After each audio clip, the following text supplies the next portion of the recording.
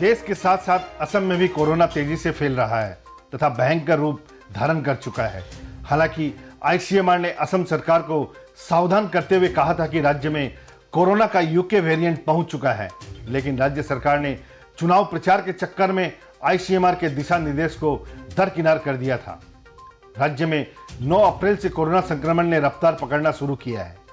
अगर राज्य सरकार पहले से ही सावधानी बरती होती तो राज्य में कोरोना कतई विकराल रूप धारण नहीं करता। कोरोना के फैलने के लिए सभी राजनीतिक दल जिम्मेदार है, चाहे भाजपा हो या कांग्रेस या अगप या अन्य राजनीतिक दल।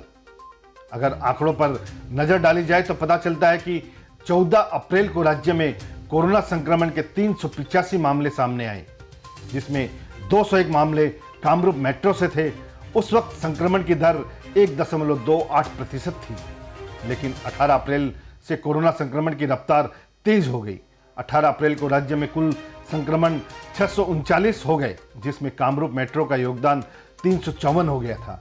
संक्रमण दर बढ़कर 2.74 तक पहुंच गई। 19 अप्रैल को राज्य में संक्रमितों की संख्या 1367, 20 अप्रैल को 1651, 21 अप्रैल को 1665, 22 अप्रैल को 1931, 23 अप्रैल को 2384 तथा 24 अप्रैल को घटकर 2236 पहुंची। अब सरकार का कहना है कि अगर गुवाहाटी में संक्रमितों की संख्या 1000 तक पहुंचती है तो स्कूल, कॉलेज और हॉस्टल बंद करने होंगे तथा कठोर कदम उठाने होंगे। स्थिति गंभीर होने के बाद सर्वदलीय बैठक आयोजित करने की भी जरूरत महसूस हुई।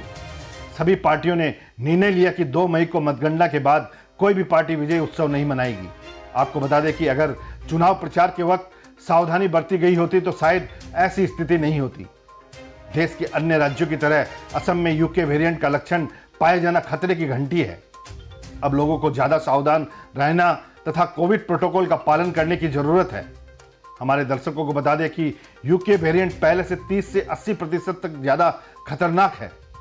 अभी असम संक्रमण के भयानक दौर से गुजर रहा है, जबकि अभी कुछ राजनेता सोनापुर के दिसांग रिसोर्ट में जल क्रीड़ा का आनंद ले रहे हैं।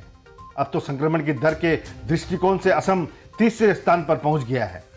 डिब्रूगढ़ विश्वविद्यालय, कॉटन कॉलेज तथा कई स्कूल संक्रमण की गिरफ्त में आ चुके हैं। प्रधानमंत्री 10 राज्यों के मुख्यमंत्रियों के साथ शुक्रवार को हुई वर्चुअल बैठक में एक राष्ट्र बनकर काम करने की अपील की है। फिर भी इस संकट काल में राजनीति जारी है। स्थिति की गंभीरता को देखते हुए सुप्रीम कोर्ट तथा हाई कोर्ट को हस्तक्षेप के लिए मैदान में उतरना पड़ा। वैज्ञानिकों का कहना है कि 15 मई तक देश में कोरोना संक्रमण पीक पर होगा। ऐसी स्थिति में राज्य सरकारों तथा जनता को सावधान रहना होगा। सरकार को सरकारी एवं प्राइवेट अस्पतालों में ऑक्सीजन तथा कोरोना से संबंधित दवाइयों की आपूर्ति सुनिश्चित करनी चाहिए। कोरोना के खिलाफ जंग सबको मिलकर लड़ना होगा। असम से अरुण कुमार जैन के साथ कैमरा पर्सन मुन्ना घटवार, सूचना इंडिया के लिए।